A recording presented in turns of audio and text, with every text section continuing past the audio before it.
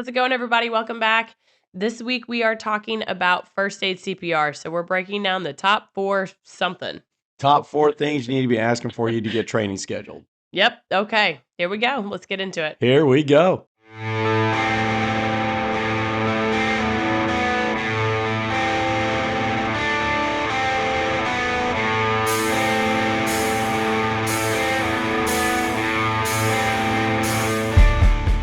All right, Joe and Jen, Allen Safety. This week's topics, top 4 things you should be asking before you do first aid CPR training. Yep. So just a little bit of housekeeping stuff.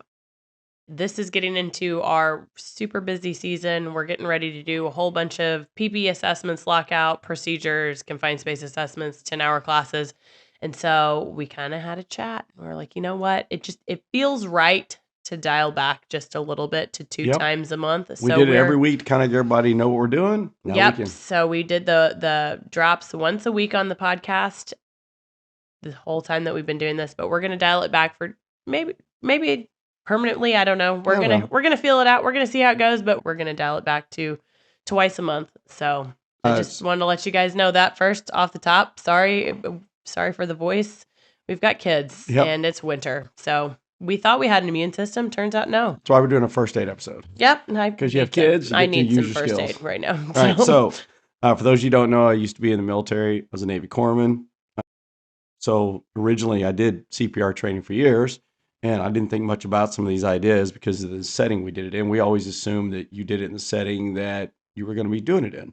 So you trained in whatever task or process or environment you were going to train in and or do process in. Yeah, it was already very regimented of this is the class you're going to be have. Outside. We're going to be getting dirty. That's how you're going to do first aid CPR. I get in the civilian world, and I find out none of that. There's all these different versions. Yeah, I was confused. So here's how it goes. Top 4 things. Number 1, figure out what kind you actually need. Yeah. Am I going to need 1 person, 2 person? Am I going to use an AED? Am I not? Am I going to have it in a classroom setting or have it in the field? You need to figure out where your classroom is actually going to be, the knowledge you want the person to have that's going to be doing the training, and how's it actually going to end result what you're looking for. Well, I think if you could even dial it back a step farther than that and look at it from the standpoint of what are the injuries that we could realistically have based on whatever industry we're in. So what are the injuries that we have at this location that we have a history of in this industry? What are the injuries? And then look at what do we expect people to even respond to? A packaging machine is going to be different than a live animal. That's going to be different than a truck trailer. It's going to be different than a seizure event. So it's and we've got a list of other things we'll cover. But the point is, you got to make that decision first. You got to find out what am I really wanting. Some things you may decide we're not even going to respond to that. That's way past what we're comfortable with. And that is what you need to decide. You need to decide your limit, because even though I did what I did in the military, there was a limit to what I didn't do.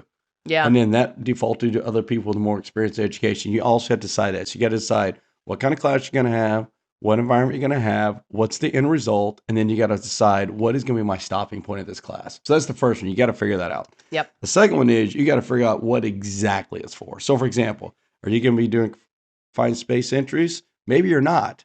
So you don't need first aid CPR. Maybe you are. Now you need first aid CPR for those people. Are you going to be looking at moving live animals? If you have a live animal and it's coming off a trailer, that's completely different first aid CPR than managing an animal and a person in an area full of animals. Like or inside or outside. Yeah, like turkeys or chickens pens. or pens or something inside with multiple animals moving around. Having a heart attack there is completely different treatment than having it in a classroom setting or an office space. Yes. You could have areas like my old plant in the cattle pen area. We had a person go down with a medical event. No one has a policy that says I will do medical treatment on somebody while I'm looking at the animal at eye level. Yeah. So how are you going to move the animals? How are you going to perimeter off the area for that person to see and stabilize the area? And the other thing we looked at was you have catwalks, and you may decide to use an AED or not. Yep. Are you going to allow certain AEDs or certain catwalks, or say these areas we're not going to use the AED? We're just going to do compressions and let the fire department or the ambulance crew manage it.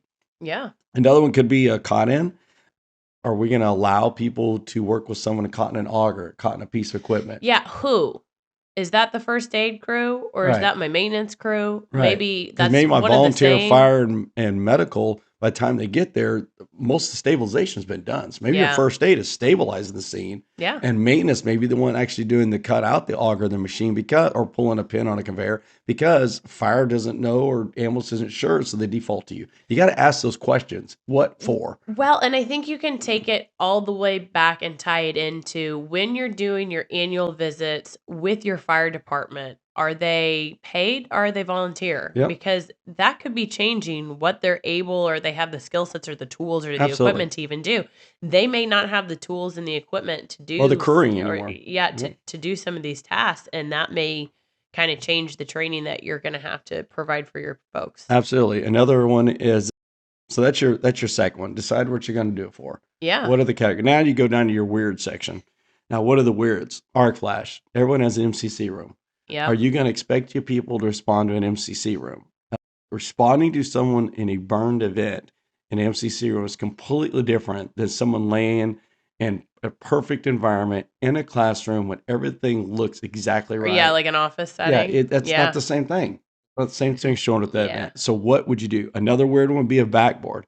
Are you going to allow them to use a backboard or not? A lot of first aid CPR training doesn't cover backboard use, but someone will imply that they're going to use the backboard for the using AD. Well, then you got to train them how they're going to do that and how you're going to, are you even going to move them or not? Or is your first aid CPR say you're going to treat them right there no matter what? Yeah, and up to and including what kind of backboard style, design, human moving device are you going to even have? Because there's so many different versions. You've got baskets, you've got the fiberglass flat ones. What kind of straps are you going to do? Some fold in half, some don't. Some are wooden. What even are you going to have? High stands. You're going to be working elevated areas. Yep. So are you going to stabilize someone there and bring a fire truck in to move them down? Or are you going to have a high stand on a production floor where you're expected to move that person 8 foot down? How are you going to do that process? So think about when you're doing first aid CPR, you may do the process, but what are the multiple variables around that that's going to change the way that you may do that job? Well, and I think part of it is really just defining, maybe it's in a program, maybe it's through working with a corporate if you have a corporate team, if you've got corporate doctors or corporate medical nursing, something like that. But it's working with those teams. And if you don't, working with your local area to really determine what are we wanting people to respond to? What is the scope of equipment we want to have here? And what should that equipment be given our environment that we're working in? And really working through that. Yeah, so my last weird is the remote areas. We have areas that I'm, hundreds and hundreds of feet to a next resource. Maybe that's a barn and an ambulance is long ways away. Oh, it could be like a quarter mile easily. Yeah, maybe it's a wastewater area. It's the back of a plant long ways away. Oh, those are way maybe way it's back. We have an area where we're moving product and that product is on, the back 40 somewhere. And we've got a UTV out there doing work and someone gets a cut or something. So look at the remote areas. How you specifically like some of our packing houses.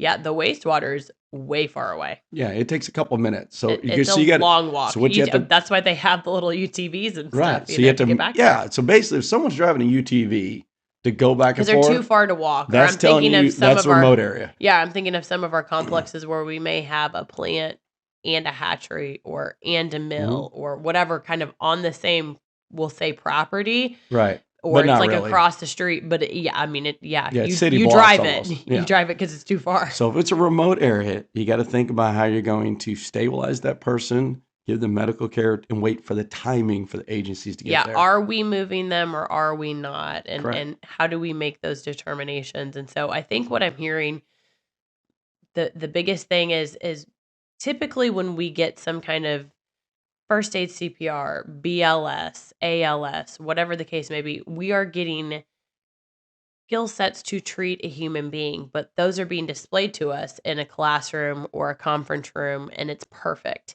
Correct. And typically speaking, that instructor is not real familiar with whatever our environment is on the industrial side. And so the scenarios that we're working through, we're not having those scenarios be tailored to a high stand, to electrical or arc flash, to it's dirty and wastewater, and how do I provide dignity with lots of people standing around if I've got to use an AED.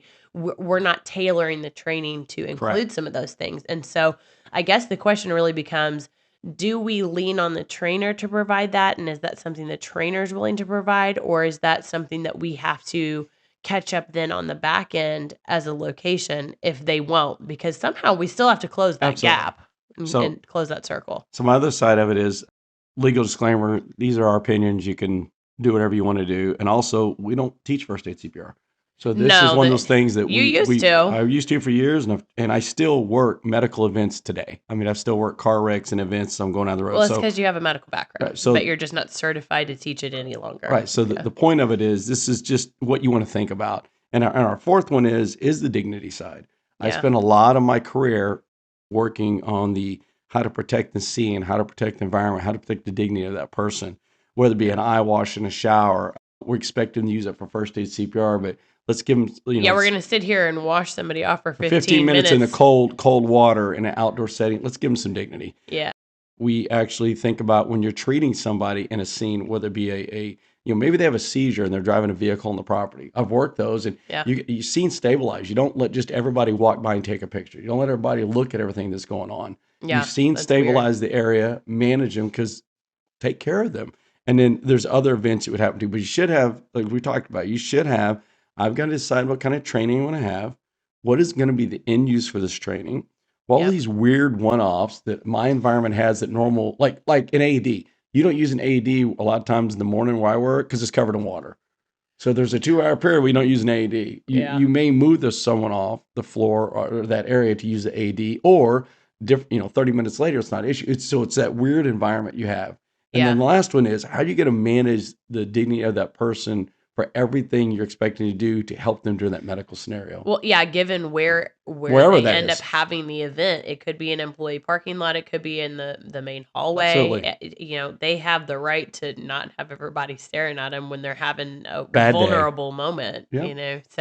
So I think the biggest thing is just really evaluating when you're writing your first aid CPR plans or programs, or even if you're writing some of that into your emergency action plans, really thinking through, it's not just a caught-in or a heart attack.